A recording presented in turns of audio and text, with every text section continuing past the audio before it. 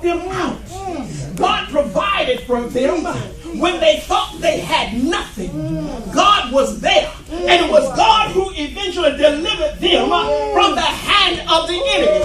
So many times we get caught up in what we see in the natural. We look at the natural instead of seeing it in the spirit. Instead of saying, God, I know what it looks like, but I know what you can do. We look at it in the natural and say, oh my God, it can't be done. But we got to always remember that God is omnipotent in his power.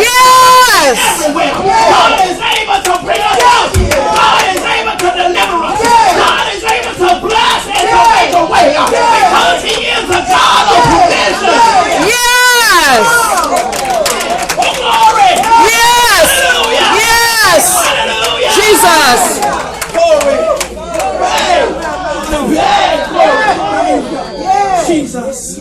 Hallelujah. Thank you, So Lord. we find that God used Jael to take care of the enemy. Jael was a housewife. And the Bible tells me that she was a quiet individual. Somebody that you never would think would be able to stand up against the enemy. But she did. And God used Jael to slay the army's captain. Yes, Sisera. We find that she was just an ordinary person.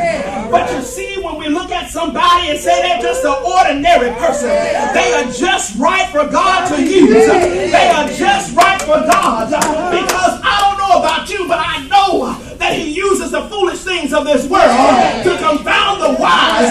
When you're thinking about, oh, they're nothing, God is making something out of them. Be careful about how you look at people, because they're the very ones that will help deliver you from what you're going through. Hallelujah. Hallelujah. Jesus. So the Bible tells me that Jael had a quiet boldness about her. She was quiet, but she was bold. Somebody who you would think was unlikely to kill anybody. But the Bible tells us that God used Jael to slay a great enemy.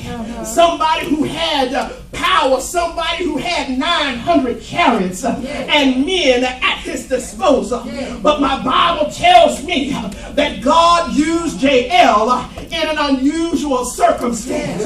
You see, when the children of Israel began to mount up those 10,000 men of Naphtali and Zebulun that God told Barak to get, when they began to siege Sisera and his army, the Bible tells me that they were slain because they trusted in the Lord. God moved and he slew them. And then my Bible tells me that old Sisera, he got away and he began to run. But guess what? When Sisera came up on Jael, my Bible tells me that Jael said, my Lord, come on into me. Come on into me, my Lord. Come on into my tent.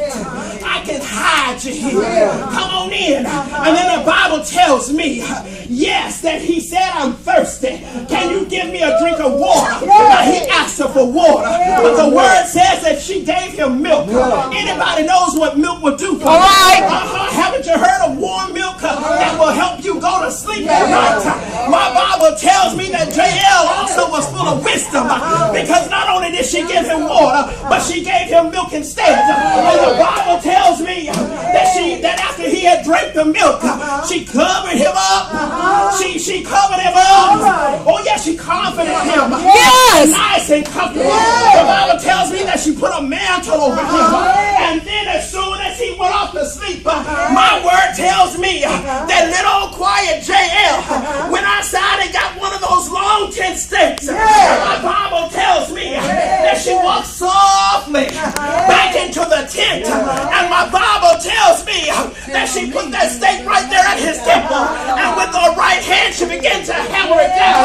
And my Bible tells me that she killed Sisera and she set the people free.